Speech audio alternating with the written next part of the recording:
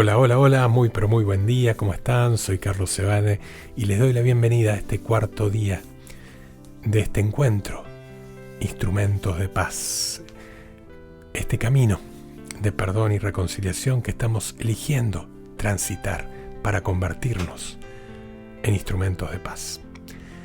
La historia del romance entre el rey David y Betsabé es probablemente una de las historias más conocidas de la Biblia. En esa ocasión, David no solo cometió adulterio con la mujer de otro hombre, sino que además asesinó al esposo de Betsabé, Urías, ordenando que se le mandara al frente de batalla, donde fue abandonado deliberadamente por sus compañeros. Y después de que todo esto sucedió, Dios envió a Natán para confrontar a David por sus pecados, y Natán lo hizo a través de una parábola. Le relató la historia de un hombre rico que, teniendo muchas ovejas y vacas, arrebató la única corderita que un hombre pobre tenía en lugar de tomar uno de sus propios animales para alimentar a la visita. Al escuchar esto, David se enfureció tanto que ordenó matar a aquel hombre. Y entonces Natán le dijo a David: «Tú eres ese hombre». Y por primera vez David se dio cuenta de la gravedad de sus pecados. La reacción que tuvo este rey al reconocer su horror y la respuesta de Dios ante su actitud son un ejemplo claro de lo que Dios espera de nosotros y de lo que está dispuesto a darnos. David le dijo a Natán: «Pequé contra el Señor». Y Natán le dijo a David: «También el Señor ha perdonado tu pecado, no morirás». La respuesta de Dios ante los pecados y la confesión de David nos demuestra que Dios está dispuesto a perdonar todos nuestros pecados, tal como leemos en el Salmo 103, en el versículo 12, donde dice: «Tan lejos como está el oriente del occidente, así aleja de nosotros nuestras faltas».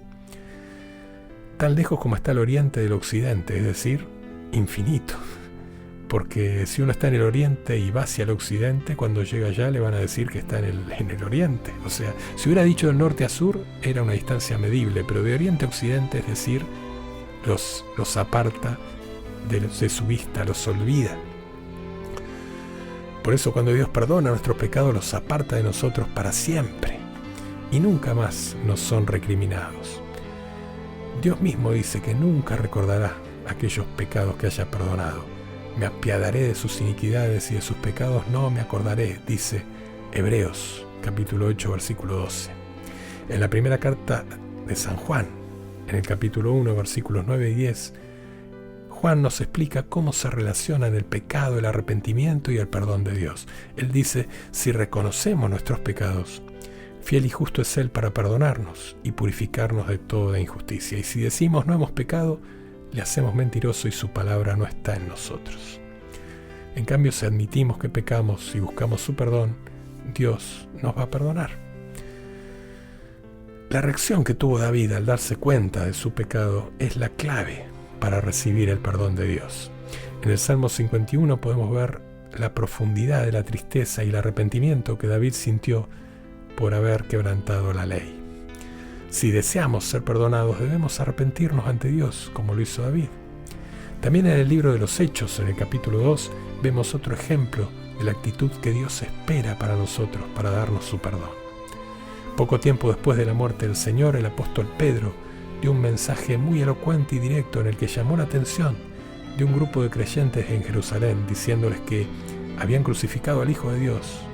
Y al oír esto, quienes escuchaban a Pedro se arrepintieron de corazón. Y enseguida le preguntaron qué podían hacer. La respuesta de Pedro fue: «Arrepiéntanse y bautícense en el nombre de Jesús para el perdón de sus pecados y recibirán el don del Espíritu Santo». El arrepentimiento es algo más que sentirnos mal por haber pecado. Es cambiar nuestra manera de pensar y de vivir. Arrepentirse implica tener el deseo de dejar de pecar para siempre y de empezar a pensar y a mirar la vida de otra forma. Una vez que Dios nos ha perdonado, nosotros también debemos perdonar a quienes hayan pecado contra nosotros o nos hayan ofendido. Y esta responsabilidad queda clara en la oración que el Señor nos enseñó, cuando dice: «Perdona nuestras ofensas, como también nosotros perdonamos a los que nos ofenden». El perdón de Dios nos libera de nuestros pecados y así como Él nos perdona, nosotros debemos perdonar a los demás. El perdón es el extraordinario regalo de nuestro Dios, que nos perdona si nos arrepentimos y buscamos su perdón. Él no duda en perdonarnos y mostrarnos su misericordia, porque así es su naturaleza. Como leemos en el Salmo 103, versículo 8, misericordioso y clemente es el Señor, lento para la ira y grande en misericordia.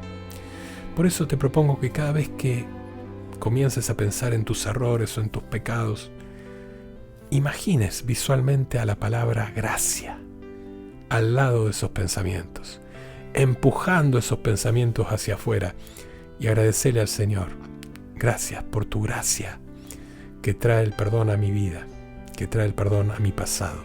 Gracias por amarme completa e incondicionalmente. Por alguna extraña razón nos gusta recordar nuestros pecados pasados, nuestros problemas, nuestros fracasos, como si nos gustara sentirnos mal, como si intentáramos seguir tratando de pagar una cuenta que ya fue pagada. Es como querer pagar la cuenta de luz o la de gas 2 veces. Me imagino que ninguno de ustedes hace eso, ¿no? Luego de pagarla una vez dice, pero la voy a seguir pagando. No, ¿verdad? Bueno, la gracia de Dios borra nuestro pasado, y la gracia de Dios va a rehacer nuestro presente y nuestro futuro. Por eso recibí el perdón infinito y completo de Dios como un regalo. Dice la palabra que Él tiene buenos planes para vos, para tu vida, una esperanza y un futuro para vos. Y además Él quiere que tengamos esa actitud de perdón hacia los demás. Mateo capítulo 6 versículos 14 y 5: si perdonan a los hombres sus ofensas, también vuestro Padre les perdonará. Pero si no perdonan a los hombres sus ofensas, tampoco vuestro Padre los perdonará. Lo bueno de este camino de perdón y reconciliación es que sanamos al perdonar tanto como al ser perdonados. Sanamos al perdonar a los demás como al perdonarnos a nosotros mismos. El versículo con el que vamos a trabajar hoy será el de Joel, capítulo 2, versículo 13. Desgarrad vuestro corazón y no vuestros vestidos. Volved a Yahvé, vuestro Dios, porque Él es clemente y compasivo, tardo a la cólera, rico en amor, y se ablanda ante la desgracia. Te voy a pedir que, como siempre, lo escribas en el cuaderno, lo vuelvas a leer en oración y veas qué dice la palabra.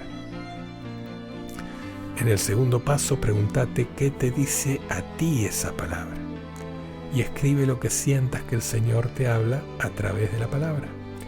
Y por último, que escribas qué acción o acciones podés llevar adelante en base a esa palabra.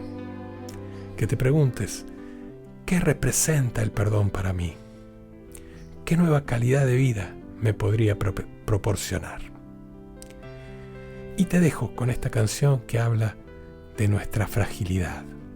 Una fragilidad que al Señor no lo sorprende, que al Señor no lo encuentra distraído.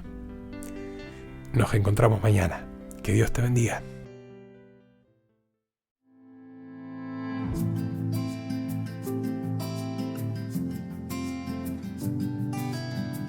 Fragilidad es lo que hay en nuestro corazón humano. Fragilidad es lo que hay en nuestro corazón humano. Pero siempre nos das otra oportunidad, aun si fallamos y te negamos. Pero siempre nos das otra oportunidad, aun si fallamos y te negamos. Fragilidad es lo que hay en nuestro corazón humano. Fragilidad